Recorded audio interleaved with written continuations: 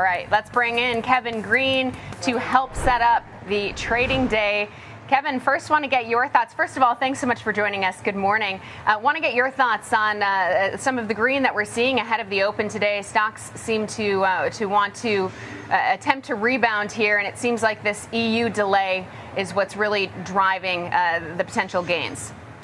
Well, good morning, Caroline. Yeah, obviously we are seeing some green on the screen here, and this actually started yesterday in the session that we had for the holiday when it comes to the futures here, and you're just seeing it continue to fuel to the upside here overnight. But this is because of the delay in the EU tariffs. This is just a very interesting type of development. We did have President Trump on Friday announcing a 50% tariff on the EU starting on June 1st because of the lack of progress when it came to trade negotiations here. But it does appear that over the weekend, the EU Commission president did request a delay for those particular tariffs, and Donald Trump did agree to that, now pushing that out to July 9th.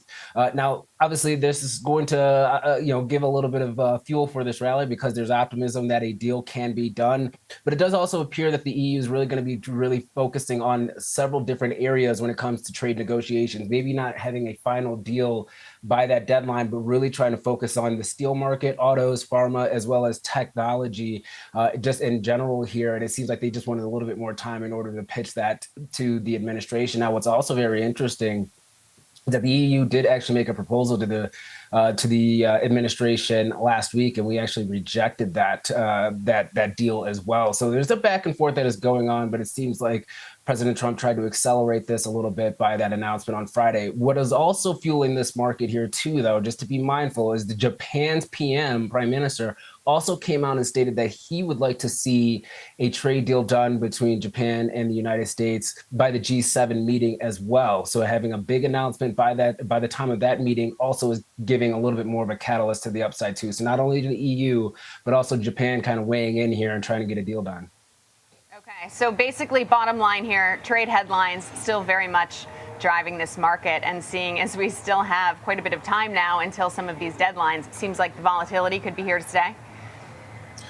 Yeah, the volatility, you can definitely see the volatility maybe staying here for the moment as the VIX is still in that 20 range. But obviously, the headlines are really going to be pushing the market either to the upside or downside. That's exactly what we saw on Friday on top of the Apple tariff announcement coming from President Trump. It seems like we had a little bit of a follow-up there as well, noting that all phones produced outside of the United States would actually get hit with that tariff, not just Apple. So I think that clarification also kind of gives a little bit of ease for the broader market here. And let's see if the economic data this week is also going to drive us higher. We did have not a lot of economic data last week to really move these markets, but this week we obviously do when it comes to consumer confidence, which we are going to get today. We have Nvidia earnings, which we'll talk about here in a little bit, and then also the revision to GDP later this week could also be a catalyst higher. If we get a positive revision to the upside, getting us out of that negative territory for Q1, that also might spark or give a little bit more fuel to the bulls here and try to push this market higher. Okay, so let's dig into some of those catalysts, starting with Nvidia. Of course, that's the main focus this week in terms of earnings, although we have a slew of retailers reporting this week as well. But Nvidia, really the main event. Shares, as we talked about at the top of the show, well off the lows, but still about 15% from the highs. What are you specifically looking for from Nvidia when it reports, Kevin? Yeah, well, the bar is always very high when it comes to Nvidia earnings. If you kind of look at the last 4 to 5 reports here, the reaction for the market has been, for the most part, mixed. We haven't seen these outsized 10, 15% moves to the upside for Nvidia post earnings. And I'm not sure if the market should be expecting that this time around as well. And in fact, we actually do see Nvidia actually sliding post earnings over the last couple of earnings announcements rather than actually advancing to the upside here. So the market's actually expecting revenue to come in at around $43.3 billion. That's around 66.5% growth on a year-over-year basis, and looking for adjusted earnings per share sitting at around 73 cents. I think the guidance moving forward is also going to be very key. We have been really accustomed to seeing $2.5 billion to $3 billion beats for their revenue guide for the following quarter. Let's see if that trend is going to actually continue, or do we see a little bit of a hiccup there because of maybe some of this uncertainty when it comes to tariff policy. Also be mindful of any of the write downs that we might get an announcement on moving forward because of these tariffs as well. So the market's definitely keeping their eye out on it. But once again, we haven't seen a lot of fireworks after these earnings announcements coming from Nvidia over the last couple of quarters. I think that probably is going to remain here. Okay, yeah, Nvidia shares poised to open higher this morning.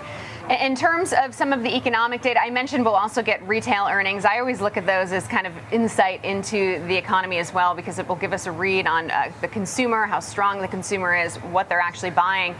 But we'll also get some data on inflation, the Fed's preferred inflation gauge. We'll also get the Fed minutes. You talked about the GDP revisions. What are your expectations there? Yeah, I mean, if you're looking at the PCE, which is we're gonna get that later this week, you probably are gonna see a very small incremental increase to the upside, if not flat, for the market. Depending on the analysts, you are seeing some expectation that we might see flat month-over-month headline PCE here, because we have seen prices decelerating, and then that also is being driven by energy prices sliding pretty aggressively. But I think you got to continue to look forward and see what the impact of these tariffs are going to be for prices moving forward.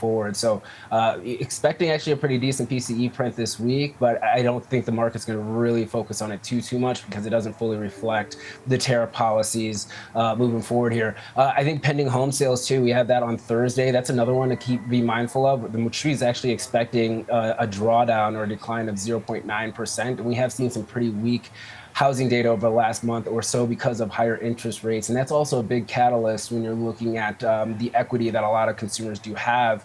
And if we do start seeing prices actually moderate or even come down here, that could also give us a little bit of pressure. But a lot of economic data, a lot of Fed speakers this week, giving us a little bit more excitement than probably what we saw for the better part of last week.